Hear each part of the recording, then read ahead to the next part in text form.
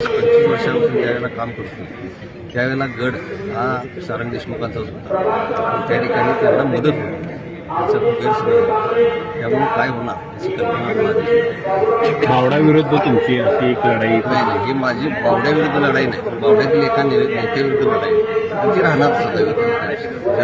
मला जो त्रास आहे तो बावड्यातल्या जनतेला त्रास आहे. त्यामुळे माझी लढाई बावड्याविरुद्ध नाही तर बावड्यातल्या नेत्यावर.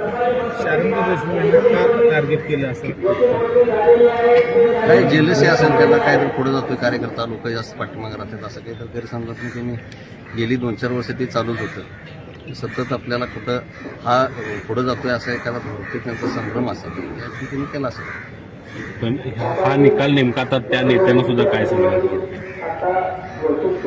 त्यांनी आसपास आपल्या असणाऱ्या परिस्थितीचा विचारपूर्वक जाणीवपूर्वक याचा विचार केला पाहिजे. हे का होते, हे का होता, नेमकं आपल्यापासून का लांब झालं याचा त्यांनी जाणीवपूर्वक विचार करून जवळपास जवळ असणारी जी लोक आहेत की त्यांना त्यांच्यासाठी त्यांना प्रगतीपथाकडे न्यायला लागल्यात, अधोगतीकडे न्यायला लागल्या याचा विचार त्यांनी करणं गरजेचं आहे. वारंवार म्हणताय की शेजारचे आजूबाजूला नेत्याचे असलेली लोक वाईट आहेत, म्हणजे नेता बरोबर आहे की बरोबर आहे? आता बरोबर तर कसं म्हणणार, वारंवार आम्ही आता गेली 5-6 वर्षे त्यांना सर्व लोकांनी, मी नाही शेकडो लोक त्यांना हे सांगायला लागले हे चुकायला लागले बाबा, या ह्याच्यातनं आपण अडकून आपण लोक आपल्यापासून लांब जाणार आहे. या सर्व सूचना करून सुद्धा त्यातून ते जर बाहेर येत नसतील तर ते योग्य तर कसं म्हणता येईल. तुम्ही एकनाथ शिंदे साहेबांच्या शिवसेनेत प्रवेश केला, प्रकाश आंबेडकरांची सुद्धा तुम्हाला साथ लाभली.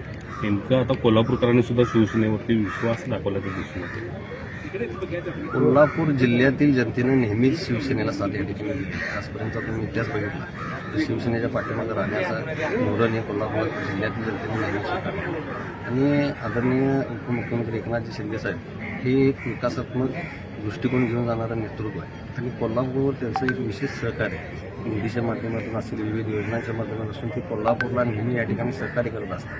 त्यामुळे आमचे आकर्षित त्यांच्याकडे आम्ही झालो आणि त्याची प्रचिती त्यांनी ताबडतोब आम्हाला कितीतरी कोटी रुपये निधी या ठिकाणी केलेली आहे. भविष्यात कोल्हापुरावर प्रगतीपथावर न्यायचं असेल, या कोल्हापुरातील बऱ्याचशा सार्वजनिक समस्या सोडवायच्या असतील तर माहितीशिवाय अशाच नवनवीन अपडेट्ससाठी डिजिटल कोल्हापूर चॅनेलला सबस्क्राईब करायला विसरू नका.